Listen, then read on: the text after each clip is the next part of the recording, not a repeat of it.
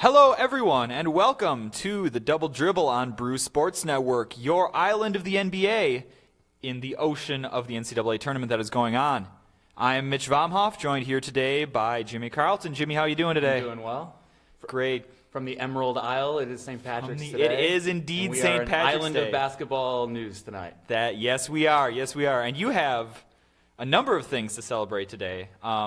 Judging by your attire, very happy. A proud Northwestern graduate experiencing his first NCAA tournament win. How excited were you after the Wildcats secured that win last night, Jimmy? Yeah, a graduate indeed. I am unlike most of the freshman phenoms we're going to be talking about today on our basketball podcast. You have a degree. I did go there for 4 years. I think anyone who's on sports Twitter and is even tangentially affiliated or follows anyone in the media is already painfully, excruciatingly over-aware of Northwestern being in the NCAA tournament for the first time and winning yesterday. So I'll just leave it at that. I'm very happy as a sports fan. And, congratulations to you and to most of NBA Twitter and to everyone from Northwestern on the historic win. Right.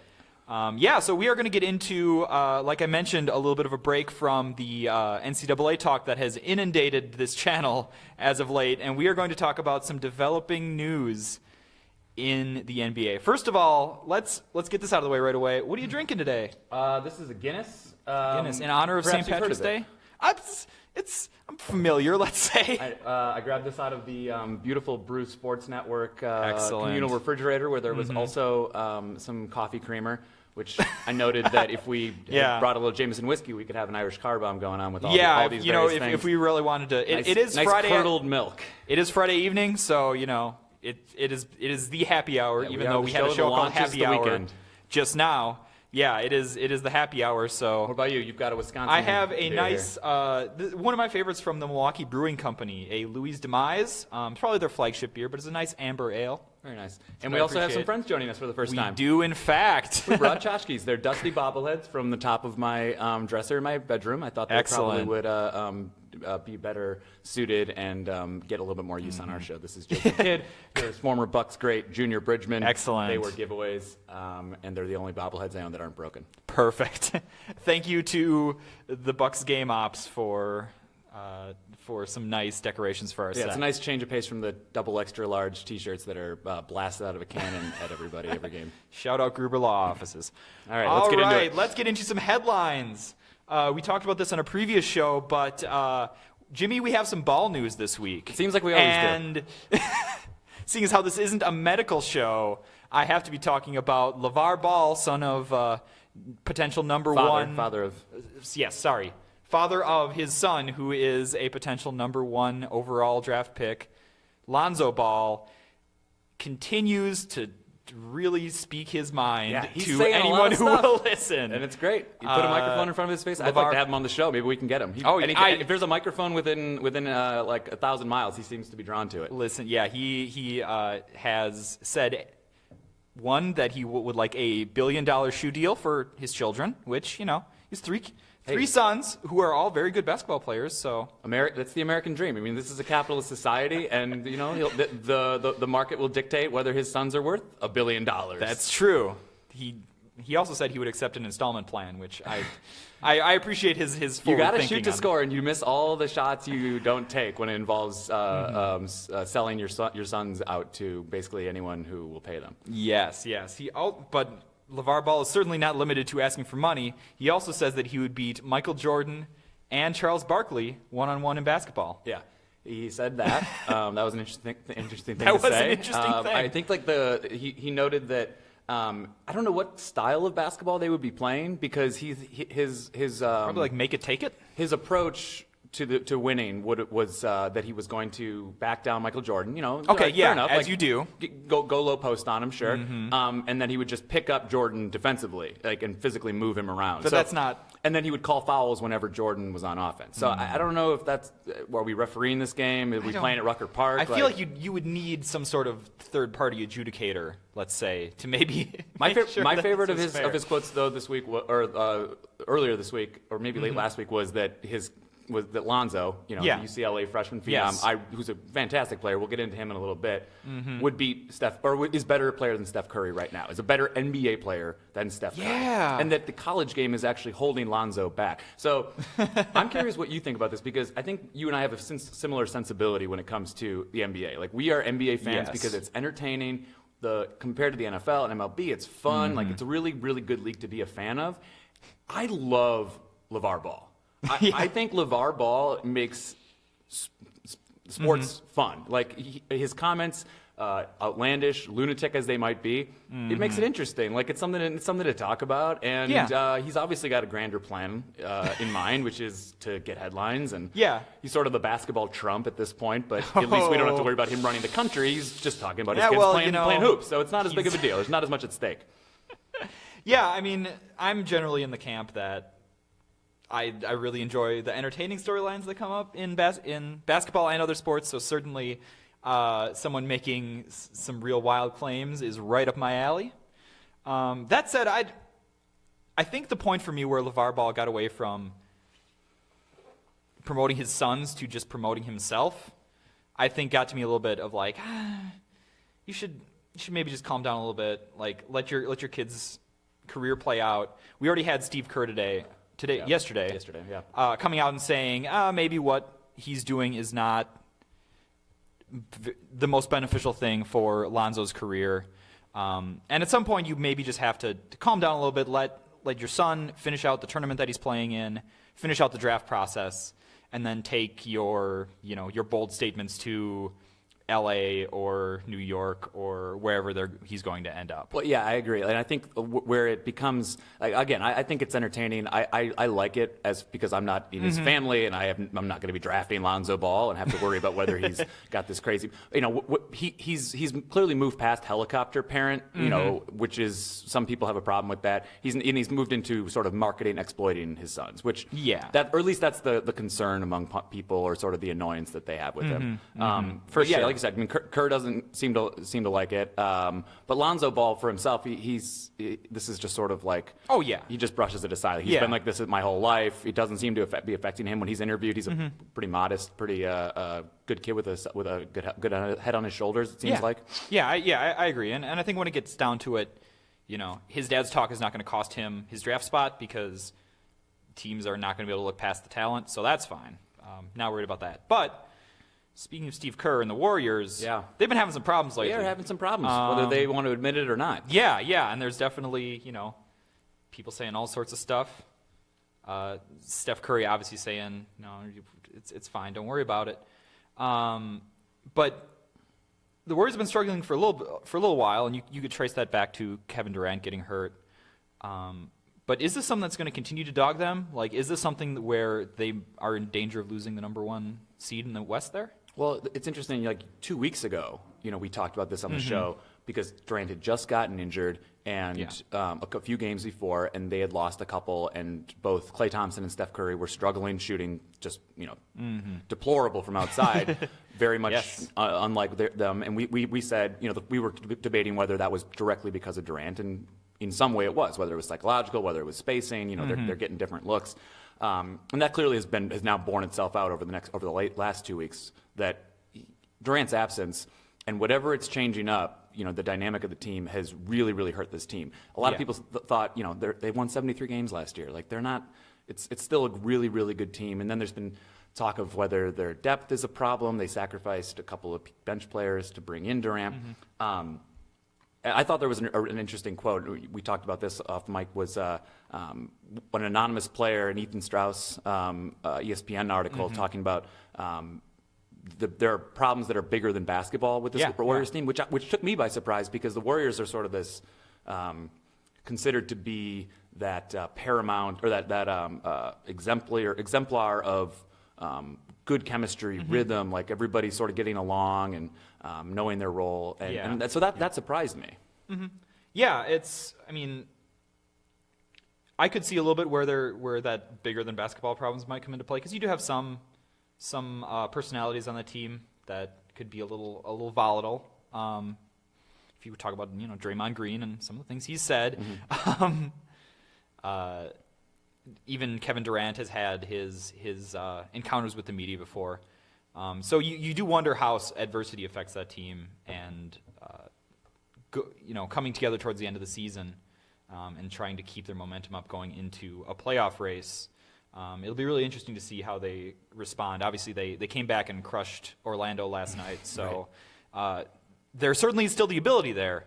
It's just a matter of if they can kind of overcome some of those problems that they've been facing. Well, and so the Spurs have closed now. They're 1.5 games back. It was closer than that until yesterday. And we were debating this, whether it really matters to the Warriors whether they get that number 1 seed. Yeah. Because it's no longer the talk in the preseason when they signed Durant of like, oh, well, this is terrible. They're just going to cruise through and go 80-2, and the regular season isn't going to matter. Yep. That clearly has shifted because Durant's hurt at least for the next few weeks and possibly up until the playoffs.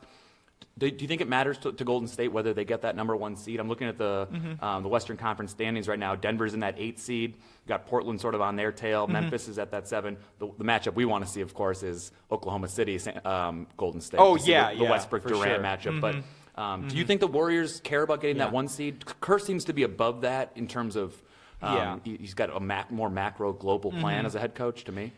Yeah, I don't think they're terribly worried. I mean, anybody that's going to pop into that 6th, 7th, or 8th seed, they could probably handle pretty easily. Memphis is a team where I think they might not be a direct threat to them in that particular series, but Memphis is a physical team that might kind of wear them down. Seems like a kryptonite type of team as they get ready to move into deeper into the playoffs. So that's a team I think they might want to avoid, but otherwise, the Warriors are not sweating their first round or maybe even their second round matchup all that much, I don't think.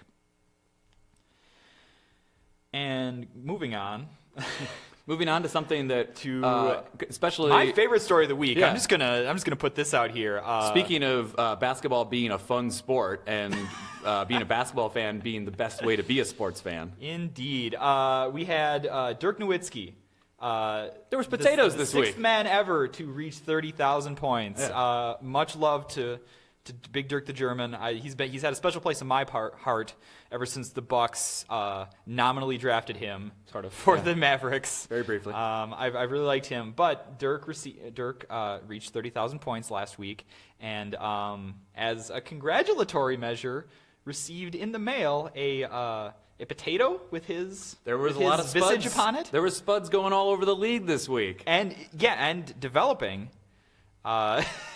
Apparently, 2 other players have also received potatoes in the mail. Frank Kaminsky, for reasons that I'm not entirely sure of, but also Kevin Durant, who received a message an uplifting message about his recovery, encouraging his recovery. So I did a little digging, and by digging I mean I Googled this about an hour ago. Okay, while you were on a previous Very show, and there was a USA Today article that sort of answered the question that all of us NBA fans are asking, and probably all these NBA players who are receiving potatoes in the mail are asking, which is why are there potatoes with my face on it? For those people who aren't aware, I guess we should fill you guys in that what's been happening is there have been potatoes being sent to players with their visages on them, whether it's literally, like in Dirk's case, a picture of him or a message of hope and inspiration, like with Durant. So USA Today got in touch with the guys who were behind this. It's come out pretty quickly that it was from Potato Parcel, which is a company that pitched Mark Cuban and the other Shark Tank guys on their idea of their potato parcel, mailing spuds to if you need to send around a the potato country, to someone. Which I'm not sure how valuable or useful that is, but it definitely is a part of the market that is untapped. So there's potential there. Yeah, there's growth. I mean that is if you need to send a message. But one of the things that they mentioned was that they haven't just been sending them to Dirk and those guys, Hassan Whiteside. They've actually tried to send them to all the starting fives across the league. So they've sent out about 150 of these potatoes. So our Milwaukee Bucks boys should be receiving theirs very soon, courtesy of Potato Parcel. So basically, it boils down to it's a viral marketing scheme. I look forward to my entire Twitter feed being just covered in people receiving potatoes in the mail and having to show them. That's going to be a very exciting afternoon of me looking at potatoes on Twitter. And it couldn't come at a better time, St. Patrick's Day. So it's always good to remember the bounty of potatoes we have in this country and to be grateful for it. No famines to be found. A plethora of potatoes. Indeed, yes. So anyways, that sort of goes back to what we were talking about again, which is like, this is a tiny, goofy, stupid story, but it's why I love being an NBA fan. And like, can you imagine this happening in the NFL? Like, even if it did, it wouldn't have taken off. Like, I can't imagine a fan choosing some NFL player to send a potato to. Like, Dirk obviously is the kind of like engaging, funny, offbeat, doesn't take himself too seriously superstar that like made this a viral thing. But I think it's just awesome that it's hilarious. Yeah, definitely. There needs to be better funny storylines, especially in March. It is one of the things in a relatively low point in the season, it's definitely an interesting storyline. We do have one question coming in from Benjamin, who asks, Jimmy, did Northwestern win last night? I believe Northwestern won. I can confirm that. But right. I don't want to talk about it too much. Okay. All right. I've celebrated. I'm happy, and all of sports Twitter has already made it quite clear that Northwestern won and probably will win tomorrow against Gonzaga. It's very respectful. I like that. All right, we are, speaking of Northwestern, going to talk a little bit about the NCAA tournament. Yep. But because the tournament has been covered very well on our other shows, shout out to Happy Hour and the College Road Trip. Yeah, a lot of great shows with it. I want to talk specifically about a couple of prospects for the NBA. That are catching my eye and also kind of providing some interesting storylines for the tournament for NBA fans. Yeah. So I want to start out first of all with you, Jimmy. Of what prospects are you specifically looking at in the tournament? So the guy that I think a lot of people have been focusing on, and certainly over the last few weeks has become the name that's jumping way up. First of all, let's Markelle Fultz, who's sort of presumptive number one overall pick, regardless of who gets that pick. He and his Washington team will not be participating in the NCAA tournament. So that's one player we're deprived of. But of the guys that are participating and are playing in March Madness, the one that I'm excited to see is Jason Tatum with Duke. Okay. We talked about this earlier as well. Like, Duke's just bounty of talent. They have 5 or 6 guys that are potential first rounders. He's the one that has the most NBA superstar potential. Like, he has the ceiling that he's shown over the last few weeks, and especially in the ACC tournament, that he can be that number one guy in an NBA team. Whereas I think before going into the season, for most of the college season, and he's been a name that NBA fans and draftniks have known for a couple of years because he's been a highly touted, prep guy. But we know he's talented. But now he's sort of shown the ability to take over games and offensively just dominate. So I'm excited to see him. As much as it pains me to say that I'm excited to see a Duke guy. The other one for me is Monk, the Kentucky kid. Malik Monk. Malik Monk. Monk. Because he's Steph Curry like with his shooting. I mean, the guy can pull up from 40 feet away and make a jump shot. I'm excited to see him. That's sort of where the NBA is going. If you can shoot, he's a tweener size-wise, but I think there's a lot of stuff that he can do offensively that he hasn't had the opportunity to do yet at Kentucky, just because there's so much there, and they run this, let's throw all of our talent out there and sort of like figure out how it works rather than having definitely a particular role.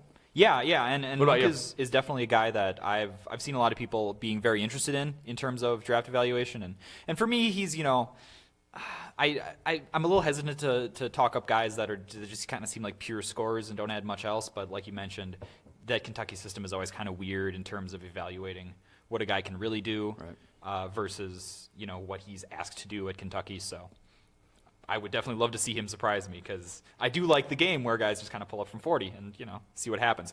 For me, we spoke about this a little bit on the happy hour a little bit ago, but Lauri Markkanen of Arizona might be my favorite player in this draft because, as I said with Dirk, I'm a big fan of dudes who are tall and can shoot. And can actually shoot. Like, he takes fall-away threes and makes them. He's not just like shooting a jump shot, like a set shot with nobody around him. So he's a guy that I have been smitten with, I should say, a little bit recently, and I'm definitely excited to follow Arizona in the tournament. Jonathan Isaac of the Florida State University has also been super interesting to me in that kind of almost Giannis Antetokounmpo type, really long, athletic dude who we don't quite know where he's going yet, but is super interesting. And so that's a guy that I'm definitely tracking. And I seem to remember he had a pretty good showing last night in their game against Florida Gulf Coast. Lonzo Ball playing tonight. Lonzo Ball, obviously, we talked your about him. presumptive number 2. I love watching him because he's for as much hype as he's gotten, and considering what the way his dad sort of presents him, you think of him as a player that is much more me-centric than he is. He's a 14.7 assist guy right now in college when he could easily do whatever he wants offensively.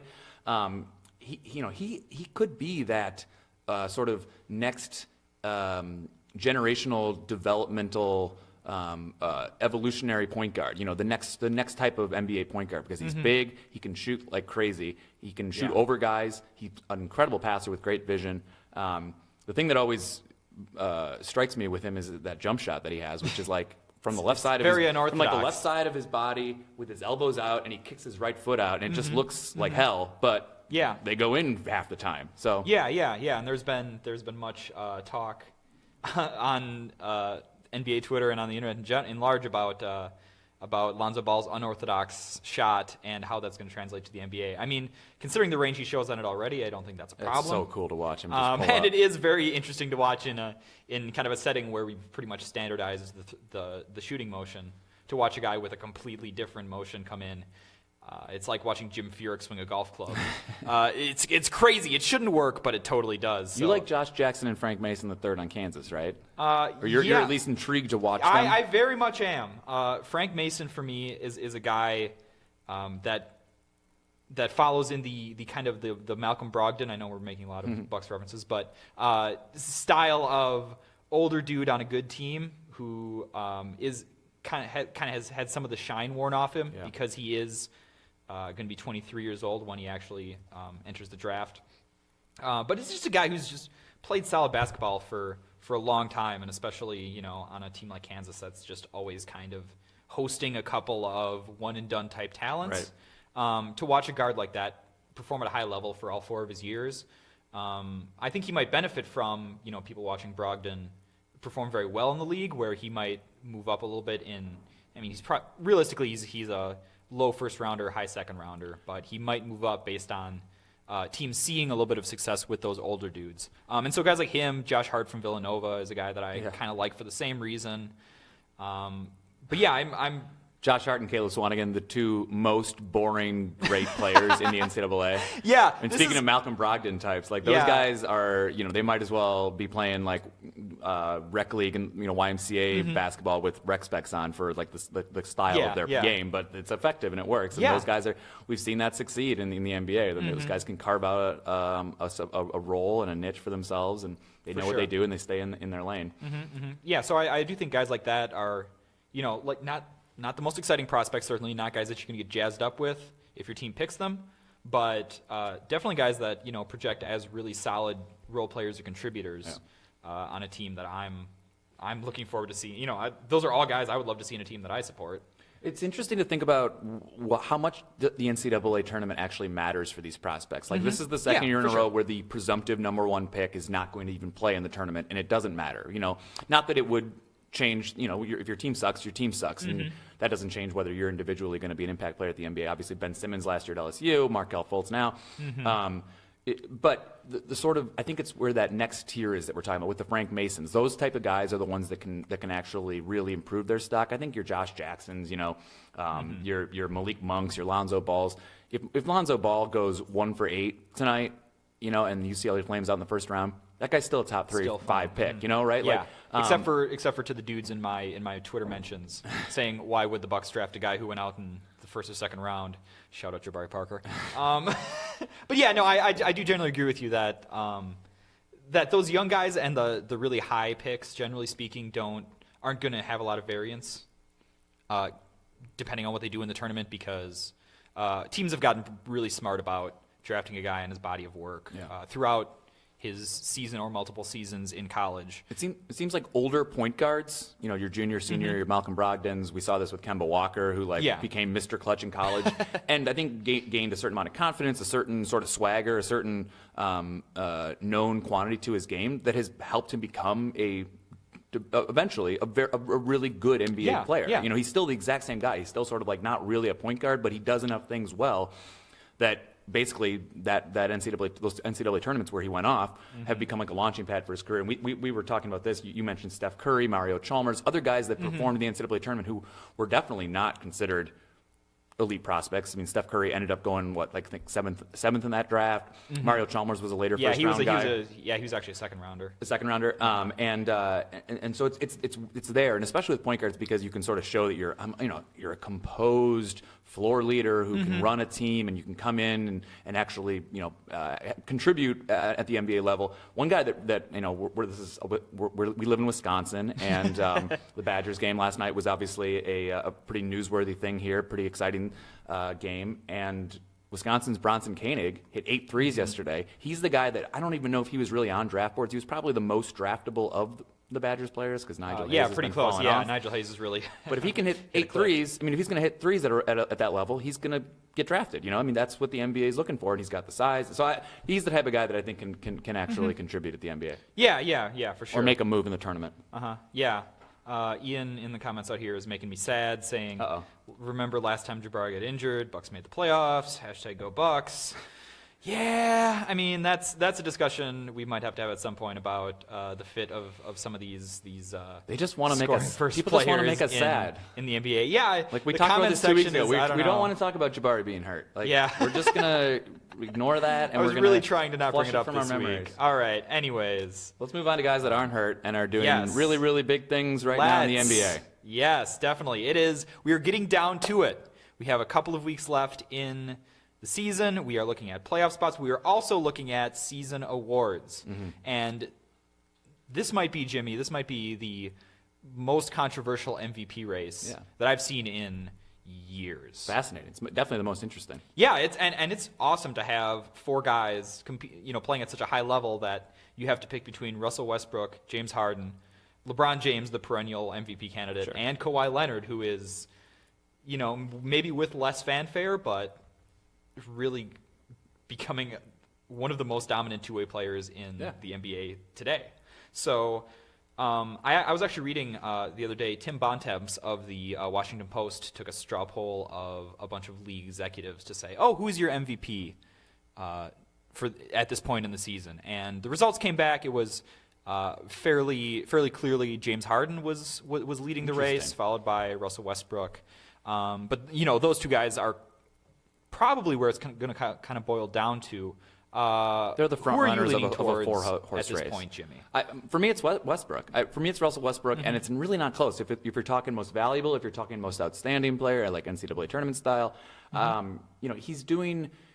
It's more than the surface level counting stats of he might average a triple double. I mean, that's incredible. Yeah. I think that's already getting kind of dismissed and getting people rolling their eyes because, well, of course he is He's sort of selfish player who is the highest usage rating we've ever seen. Yeah, his usage rate is through the roof. But he's doing more than Harden in fewer minutes. He's averaging more points in fewer minutes. His PER is 3 points higher. They've got comparable shooting percentages. Westbrook's a little bit lower. He's got fewer turnovers, which surprised me, to James Harden. Because I mean, that Houston offense is just praised. We've talked about it. I love watching it. It's so rhythmic and it's fun to watch. Westbrook isn't making all the mistakes. He's averaging 5 turnovers, but he's also averaging over 10 assists, and he's basically doing everything for that team.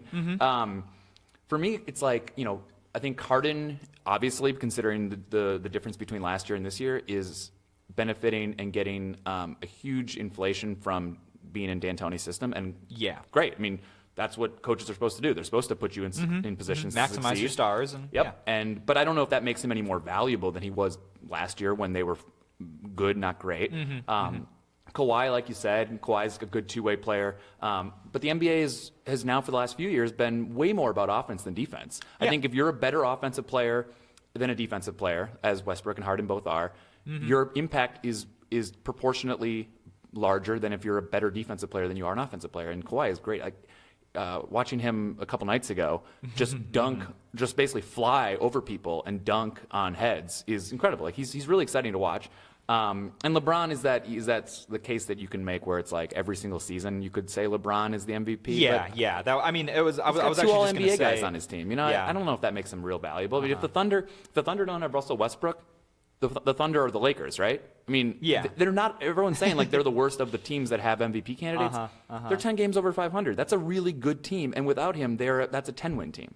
Yeah, for sure. And I was just gonna say it's a little weird to have an MVP race where we're having this or we're dominating the conversation with two guys that aren't LeBron, considering that he's kind of been in this conversation for the last most of a decade. Yeah. But yeah, and that's a little bit refreshing. Like we knew Russell Westbrook was. We said he was supposed to be great this year in terms of statistics and individual performance because Durant left, and he's been even better than we thought. I think there's no reason to knock a guy for being great when he was supposed to be great on a team that otherwise would be bad. And the Spurs are deep. Like I like Kawhi, but that they have 7 or 8 guys with positive wins above replacement. The Thunder have like 3 or 4. And like you said, the usage rate, like that team does everything whatever Russell Westbrook does is why the Thunder can win a basketball game. Yeah. That's definitely true. One last note on what Russell Westbrook. I was reading a couple of quotes from anonymous, GMs, so take that as you may. But who definitely said that if Russell Westbrook ends up averaging a 3-point or a triple-double for the season, then he has to be MVP. Do the round numbers like really mean anything to you? I mean, for myself personally, I understand like why in people's heads that the triple-double as the season-long number it's obviously a huge achievement. And I can understand why for a lot of people it would be like, oh, this guy automatically has to be MVP because he got this amazing achievement. But I think the counting stats are great. It's certainly become, in terms of most valuable, that is every year that there's a close race, you debate what does that mean when it's not just, LeBron is the winner because is the most valuable because there's nobody close. This is another season where where the subjectivity of that award comes into play. And it does mean different things, but if you're just talking about, obviously, to his team, we've talked about that. The Thunder are terrible without Russell Westbrook. His usage rate is huge. His wins above replacement, they're both first in the, usage rate, wins above replacement, points per game, all that stuff. He's number one. He's first in the league. Beyond that, if we're just talking about value to the league, to the NBA as an entity, hit that storyline of Durant leaving, Westbrook is going to have to take over. Westbrook is a maniac who's going to go crazy and basically seek revenge on the entire NBA and sports at large. He's done all that stuff. Like the storyline has been as riveting and fun as it was supposed to be, and I think that's of tremendous value to the league as a whole. Yeah, for sure. 30, 10, and 10 is really great, and it also helps that he does all the other stuff and has all the advanced metrics and other analytics in his favor as well. Yeah, definitely. Another question coming in here in the comments from Ian. If the Celtics pass the Cavs in the East, does Isaiah Thomas move into he asked the top 3 for MVP. I'm going to ask into the conversation with those other 4 guys. Top 5, probably. Yeah, top 5. I think right now he's definitely your top 5. He's definitely a top 5. Oh yeah, he's probably the guy that we would have next on the list if we went from the 4 that I brought up in the beginning. If we expanded that to 5, Isaiah Thomas is the 5th for sure. So he's right there. Isaiah Thomas feels like the guy who, if the NBA season was the NCAA tournament, he's winning most outstanding player because he's just taking over games, or specifically he's taking over fourth quarters. Exactly. The king in the fourth. Oh my God, he's so good. He's easily the most fun to watch. Later on, if we have some time, I want to ask you about your all exciting team, most fun guys to watch. If we're talking all NBA, all defensive, all exciting. Boston's 2.5 games back in the East. Cleveland just got Kevin Love back. It's hard to imagine the Celtics catching the Cavs. But if they did, I could see Isaiah Thomas being in that. I mean, probably, maybe he goes 4. Maybe he gets the 4th votes. He's obviously the kind of guy who's going to get a ton of third place votes, and that's how these, the all NBA and the awards votes are first and second and third, and each nomination has a certain number of points. But I don't see him getting first and second place votes when there's already 4 incredible candidates. I tend to think the same thing. It would be a really interesting story if Boston overtakes Cleveland, but as a guy who's 5'9" and was always listed at 6 feet in high school basketball, I love Isaiah Thomas, and I hope he continues to do great things for short people. Oh yeah, yeah. Shout out to those of us who are vertically challenged. All right. So what about these other awards races? These other awards, I mean, honestly, I think the other award races might be a little bit less compelling. Let's say, Defensive Player of the Year is going to come down to Kawhi and Rudy Gobert. You have Draymond Green get into that conversation? I think definitely he's going to hang around that conversation, but, Defensive Player of the Year always seems to me like maybe not as associated with team success as an MVP does, but Draymond might have an issue with a little bit of voter fatigue, and that like he's been, they've been talking about him for years. Kawhi has been ascending in a way that I feel like a lot of voters would want to reward, and Gobert has just been the interior presence that dominates the league. He gets the Defensive Player of the Year Tall Guy award for best interior defender. For sure. If this was he's 5-10 years ago, that when it was just who's the center who has the most blocked shots. Yeah, exactly. So I think he still is going to get some shine from that. I'm not entirely convinced that Draymond has kind of stood out in a way that's going to win him that award this year. For me, it's Rudy Gobert, league best 98.2 defensive rating. Leads the league in blocks. He's top 5, almost 13 rebounds a game for a really good Jazz team that probably isn't anywhere near. I mean, they're the 4th seed right now in the West, and that's been a good team that's been building and evolving and progressing. But I don't think they're a playoff team without him defensively. Yeah. And if we're talking about voter fatigue, I mean, Kawhi, 2-time Defensive Player of the Year. I think it is sort of a Rudy Gobert movement. We're waving the flag for here. Yeah, that makes sense. And I think really any of those 3 guys we talked about are probably deserving because they're all incredible defenders. But yeah, Rudy Gobert he's going to climb the mountain at some point. I think this might be his year for sure. And Rookie of the Year? What about Rookie of the Year? Got real interesting, didn't it? I mean, we had the blowout discussion a couple weeks ago about Joel Embiid. I think he's honestly just falling off the radar anyways. Yeah, I think most people have now moved on. Dario Saric out in Philly is kind of taking that shine, honestly, a little bit. Representing the process. Yeah, exactly. Somebody has to carry the load of the process. It might as well be Dario. Malcolm Brogdon has been up and down. He's been hurt a little bit, obviously, back in the starting lineup for the Bucks, but maybe not. The triple-double earlier this year for him might have been kind of the high point, and now he's doesn't really seem to be the favorite there either. For me, it's Brogdon. I think Dario Saric has put up good numbers. Malcolm Brogdon, since moving into that bigger role, 13 points, 4 assists, almost 50% field goal shooting. Per 36, he's like a 17-5 guy with few turnovers, and and he's been a catalyst for the Bucks now being one of the hottest teams in the NBA over the last month. Yeah, it'll be interesting to see kind of how that stuff shakes out. I mean, we did have a couple of Ivica Zubac over with the Lakers had a 25-11 game the other night, which led to a number of people putting him onto their rookie ladder rankings. Same with Scalabassiere out in Sacramento, holding up my Sacramento young guys prediction, putting up 30 points the other night. He's some of those young guys in Sacramento starting to show out a little bit. Post-trade deadline. But, yeah, it's probably between Saric and Brogdon. Yeah, we'll see what happens over the last few weeks. Yeah, right? It'll really depend on this might actually be the race where it comes down to what the guys do in the last couple of weeks. Yeah.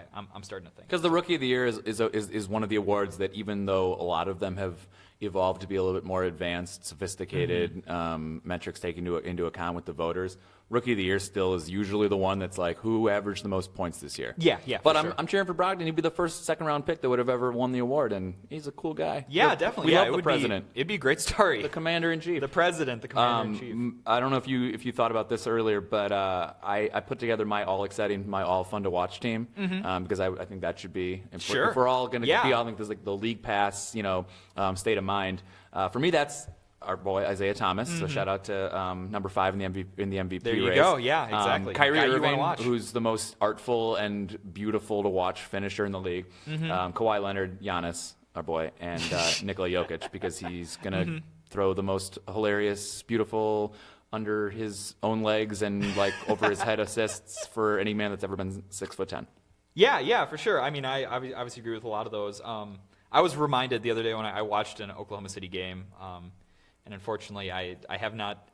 I'm making Russell Westbrook more like destination television for me, of like, oh no, I just need to watch this dude, because I had forgotten how much of like a force of nature Russell Westbrook is. It's somebody you want to tell your grandchildren about. Oh yeah, for sure. I would probably put, recent struggles aside, I would still put a guy like Steph Curry on that list, just for dudes that I would want to tune in for because they might go off at any moment. Yeah. Steph Curry, and actually his teammate Klay Thompson actually more so might be dude who might just put up 20 points in a quarter.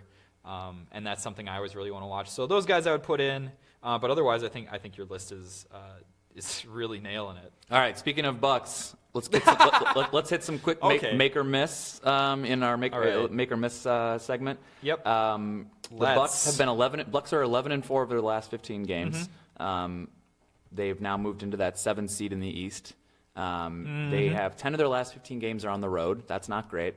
Yep. 6 of the 9 remaining, 9 of the 15 remaining are against teams with losing records, though. So that's great. Make or miss, the Bucks can get, who are at the 5 seed or at the 7 seed, can get to the 5 seed. Well, so currently we've got the Hawks at the 5 seed. Jimmy, Indiana's if at you 6. were to go to my Twitter account at Mitch Vomhoff on Twitter, you scroll into my timeline, the first thing you're going to see is a tweet that says, "Never trust the Bucks." Because you cannot trust the Bucks. You should get that. You ought to get that tattooed on somewhere, or glazed onto a plate. We're like 3 bad decisions away from me actually doing that. I do think the Bucks definitely stay in the playoffs. I think they are playing a really interesting brand of basketball, and they're obviously playing a winning brand of basketball. But I think the road games are really going to be a tough thing to maintain through, and the Hawks are. I think the Hawks are going to stay alive just enough that the Bucks could plausibly end up anywhere in the 6th, 7th, or 8th seed, but I think 5 might be a little bit ambitious. All right, let's move down south to the Bulls. Okay, let's move down south to the Bulls. They're now 10. They're now at that 10th seed, 10th spot, not, obviously out of the playoff race. And hilariously, dysfunctional things are happening in Chicago. They don't know what team they want to be. Rajon Rondo, who's like basically the 9th man on the roster, is talking like he is complaining about the coaches in the front office like he's still a superstar. Dwayne Wade got hurt, and he's now going to be shut down for the rest of the season. He hurt his elbow. Yeah. And also was complaining about upper management. Everybody's complaining about upper management. Yeah. Garpax, not popular figures right now. Yes, make or miss correct. The Bulls make the playoffs. Oh, it's a miss. You just said they're a mess, and that it's just they are one of the biggest messes. And I watch the Knicks regularly, but everything for the Bulls is going wrong. If I was them, I'd be very concerned about how Jimmy Butler is looking at this team and saying, "Is this where I want to build my career, in this kind of mess, in this kind of backwards thinking management environment?" I can't see them. Yeah, Jimmy Butler's saying, "I want to be a Bull for life," at the same time when everybody in Chicago, everyone who's good on the Bulls is like, "I want to get the hell out of here." Yeah. How about this supplementary make or miss follow-up? Do you think Dwayne Wade's happy? Make or miss Dwayne Wade's happy that his season's over? I don't think he's that bummed about it. I think he's probably fine. He's like, I'll take the rest of this contract, and we'll call that one a wedgie. Exactly. Yes, that is a wedgie. All right, I have one for you this time, Jimmy. We touched on the Warriors having some struggles. Steph Curry says there's no panic for the Warriors, and personally, he's doing fine, but he has fallen down to 9th in the NBA in three-point shooting among point guards. Just so among not point guards, yeah. in the league, among point guards specifically. Make or miss, he's struggling. This is actually 2 makes or misses. Is he struggling physically? Is he struggling psychologically? Or is he actually just fine? I think Curry's fine. There's obviously spacing issues happening with them. He's so good at shooting, and shooting is such a practiced art. It's not like, I don't know what else. I guess I'm saying that like he's so good at the one thing that he has always been good at. It's hard to believe that has just fallen. He's just forgotten how to do it. This is like his. He's riding a bike. Is him shooting 3-pointers. Although we did see during the All-Star break him miss several half-court shots. May have been the beginning of the end. I don't. It's like the home run derby for sluggers in the MLB. Yeah, I don't think it's physical. I miss on physical, psychological. If we're saying that Kevin Durant being out and messing with their spacing and just sort of like imbuing the Warriors with this like, well, are they still good? Like, what's going to happen? He might be struggling with a little uncertainty there about what his role is and how much to return to what he was last year. But I think he's going to be fine. All right, supplementary make or miss. Ray Allen recently chimed in to talk about saying that Steph Curry is the best shooter ever to him. Is that a make or miss? Is Steph Curry realistically the best shooter we've ever seen in the NBA? Well, right now, Steph Curry isn't even the best three-point shooting Curry in the NBA because Steph Curry has like 4 percentage points better than him, and having a very nice year of his own.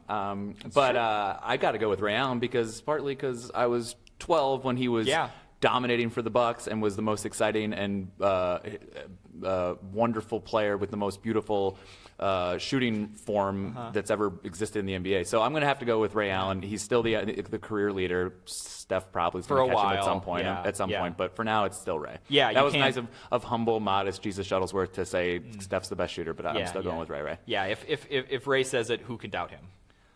Okay, I got this one for you because I know you've been watching the Pelicans. Oh man, it's been very eagerly. It's been an adventure with the Pelicans, but yes, I have. Anthony Davis and DeMarcus Cousins, since the trade, when they're on the floor together, the New Orleans Pelicans are a -22 plus minus in all the 163 minutes they play together, with only 38% of their points when they're on the floor coming inside. Like they were supposed to be this dynamic post tandem.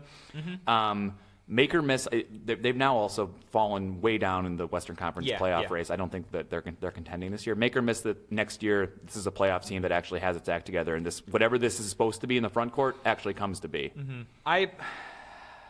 This has really confounded me because I've always been of the opinion that when you put a bunch of talent together, it's going to figure itself out. But DeMarcus Cousins has had a real bad time since he went to New Orleans. He's up to 19 technical fouls on the year. He's getting suspensions all over the place. It's really not working out for him. I'm going to say that's a miss for now, but I am going to give them a shot to take an offseason, pull together, and see if you can make this Twin Towers situation work. I think the Pelicans could also do a better job of putting some players around those two. In the offseason, sign some more shooters. Yeah. I mean, they basically have 3 NBA players on the roster right now. They brought in Jordan Crawford. They just re-signed Jordan Crawford. For a 10-day and then gave him another 10-day contract. Now he's got a 2-year deal. Yeah, and then he got a 2-year deal. So there's work that can be done in surrounding those two with some optimal talent. I'm really hesitant to say it's a blown opportunity given the immense talent of those two players together. It's hard to imagine it not working. Even in today's NBA, it's certainly they're like a little bit of a dinosaur approach to basketball. And that's why I said it's just confounded me that those two have not quite clicked the way we thought they were going to when that trade happened. All right, going back to you, Jimmy. Another, let's say, Bucks-centric question. Make or miss, Giannis is the best all-around player in the league. The reason we bring that up is because he is on the verge of becoming the first player in league history to be top 20 in points, rebounds, assists, blocks, and steals, even though he can't really shoot yet.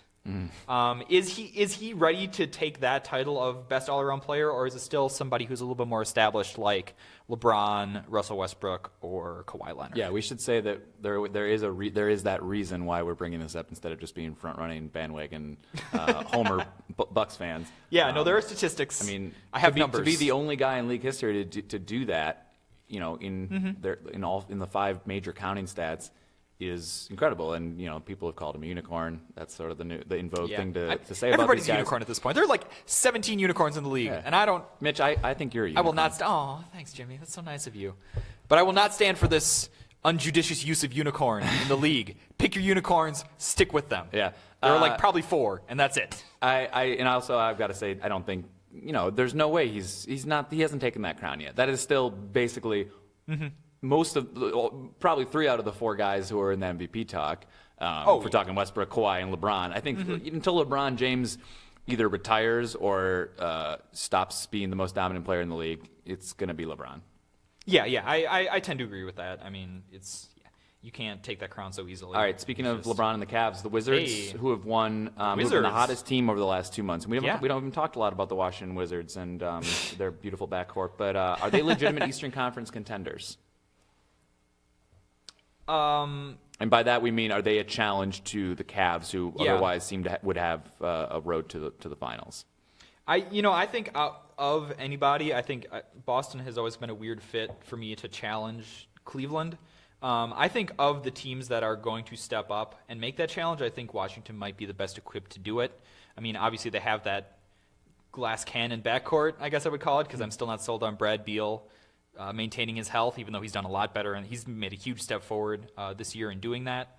But yeah, I mean, they're putting together great basketball at the right time. If Washington creeps up, they're a game and a half behind Boston right now. They're going to fight like hell for that two seed for sure. But if they can get there, I mean, I would love to watch a Cleveland-Washington Eastern Conference Finals, and I think that'd be really compelling. And of the teams available right now, unless Toronto gets Kyle Lowry back in fine form, I think Washington is probably your best contender in that case. So that is a make for me. Yep, and I think the main takeaway from that, I'm guessing from some of your hedging and from our conversations and just general basketball awareness, is that still, especially with Kevin Love back, not really a real challenger in the East to the Cavs, right? It's a little bit of a bummer in that we I hope have somebody to talk, gives them a run, like Toronto did last year. Yeah. It's a little bit of a bummer that we have to kind of talk about the top seeds in each conference as like, they're gonna get a challenge, but like, come on, not really. We watch the NCAA tournament for upsets. We watch the NBA playoffs because we want to see the best players play in the finals. Exactly. All right, we have one more make or miss, and then I'm going to pose this one to you, Jimmy. Make or miss. The Duke men's basketball team, speaking of the NCAA tournament, has the Duke men's college basketball team. The Duke men's college basketball team that certainly does not have a mascot, has more talent on its team than the Brooklyn Nets do. Brooklyn Nets, obviously the worst team in the league right now. Not even going to get their number one overall pick next year because of some real bad moves. Yeah, and speaking of entertaining storylines, just the Brooklyn Nets existing is one of my favorite continuing stories in the NBA. It makes for some real good humor. But Duke has guys like Jason Tatum, Harry Giles, Luke Kennard, Grayson Allen, Marcus Bolden, Frank Jackson, all guys who could be Those are all potential first-round picks, right? Yeah. So is Duke? We're not going to say I'm going to get out ahead of this. We're not saying Duke would beat Brooklyn in a basketball game because don't be crazy.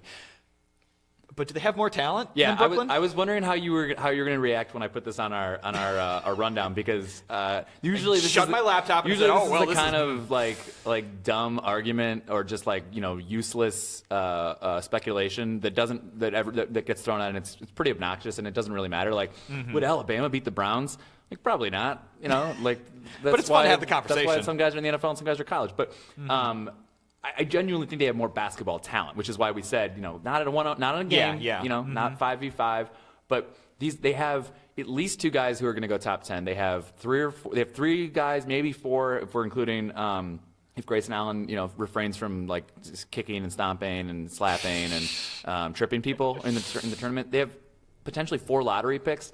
Brooklyn has one or two players that deserve to be playing in the NBA, and they're actually getting less talent because they aren't going to have any draft picks this year, and maybe not for the next couple of years.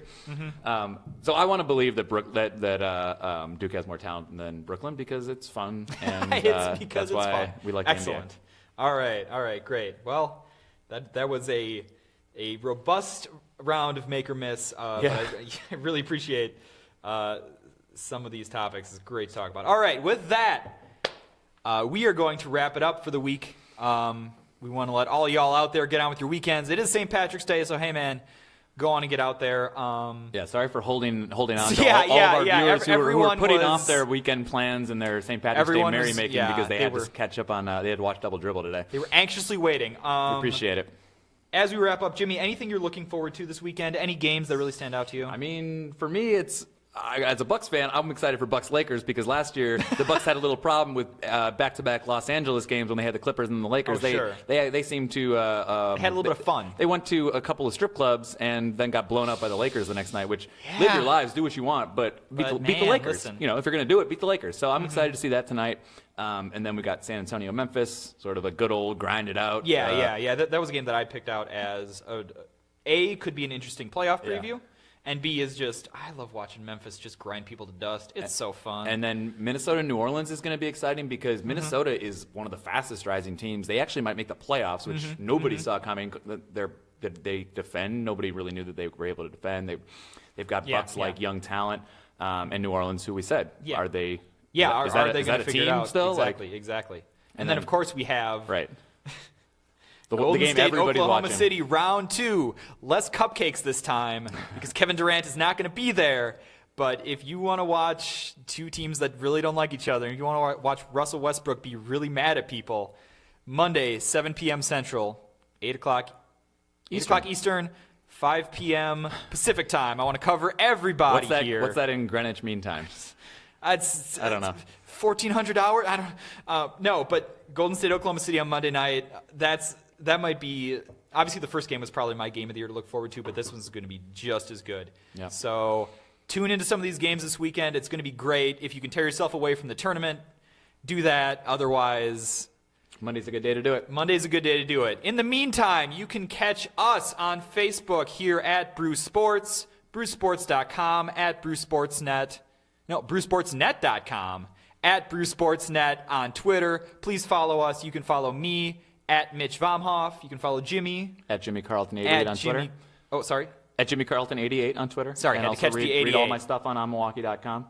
Milwaukee.com. Thanks for our commenters. It's kind of cool to interact with some of our Facebook commenters. Yeah, definitely. Thanks for the comments. Thanks for the views. Always looking forward to interacting with you guys. We will catch you again next week, next Friday at 5 p.m. Central, 6 p.m. Eastern, 3 p.m. Pacific time on the Double Dribble Show here on Brew Sports. Happy St. Patrick's Day. Happy St. Patrick's Day, everyone.